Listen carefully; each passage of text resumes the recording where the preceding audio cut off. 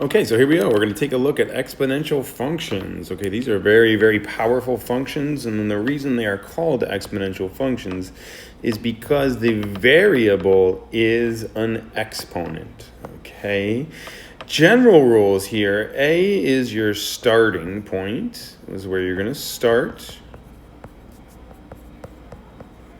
And then we have b, which is underneath the exponent.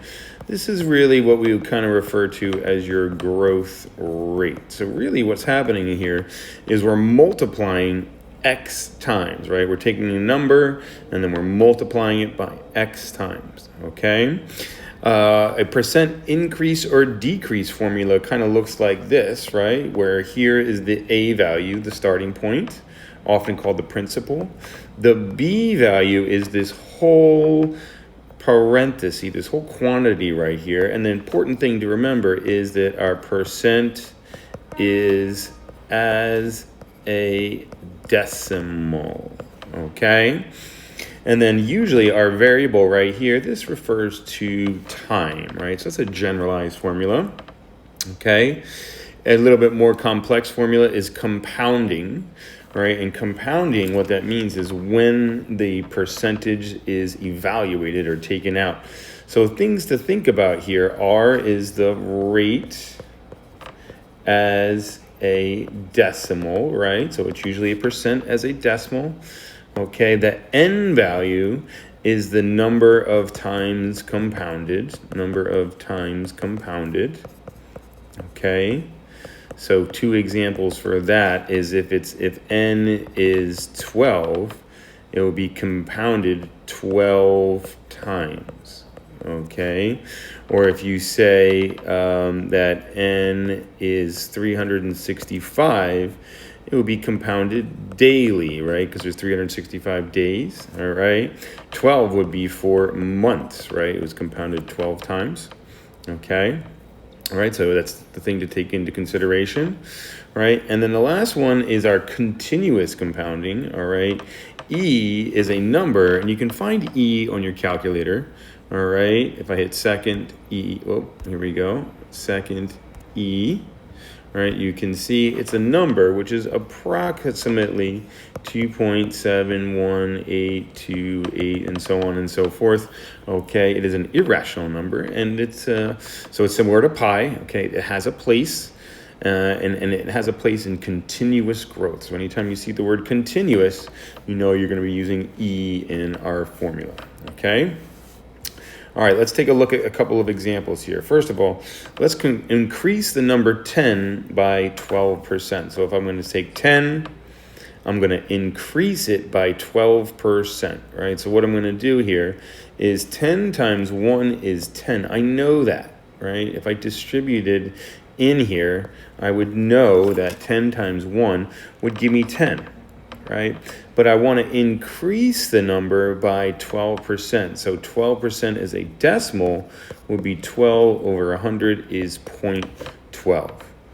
Okay, so what we're going to do here is just add those two together. So in our calculator, I do 10, right? I would just do 10 times parenthesis 1.12, and it's a 12% increase, right? And that would be 11.20, okay? So exponential functions are really just repeated multiplication over and over and over again. We can see that in a couple of examples. And let's take a look at this example right here. A pair of Jordans cost $250. The credit card has an 18% interest. Okay, so again, this is our formula, y equals ab to the x. Now we're talking about percent, so y equals 250. And now what's happening? The credit card, 250 times 1 is how much it costs. Now we're adding 0.18, and we're only doing it for 1 year, right? So if I go to my calculator, 250 times 1.18, right, raised to the first power, you're going to see, oops, let me do that again, 250 times 1.18 raised to the first power, you're going to see we're going to get our Jordans are now costing us $295. Okay, so the next thing that you need to focus on is what we need to do is write y equals 250 times 1.18 raised to the fifth power. So what happens after 5 years? Okay, we've got 250, right? 250 times 1.18 raised to the fifth power now. So after 5 years, whoa, look at this. Okay, that means now we owe the credit card company $571.94. Okay, so let's say you forget about it, and after 10 years, you go to college, you totally forget about it. You bought these pair of Jordans 10 years ago, you totally forget about it.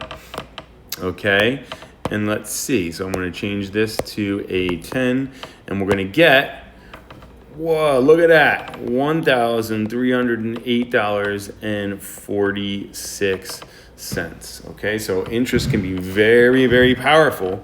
That's why credit cards are good, but they're also very, very, very dangerous, right? Because now you started at $250, you got these nice pair of Jordans, and now you owe the credit card company $1,308.46, assuming that you don't make any payments.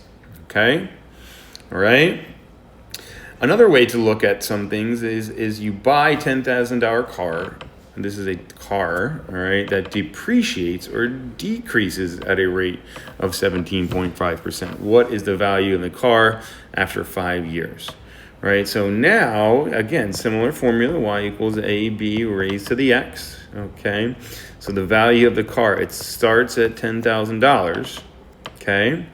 Now, if it's decreasing in value, right, 10,000 times 1 is $10,000. If it's going down, we are decreasing. Make sure this is a decimal. So 17.5 divided by 100 is 0.175 raised to the amount of time. So what is the value of the car after 5 years? All right, so it's raised to the fifth power. Okay, sometimes you like to see you just evaluate this.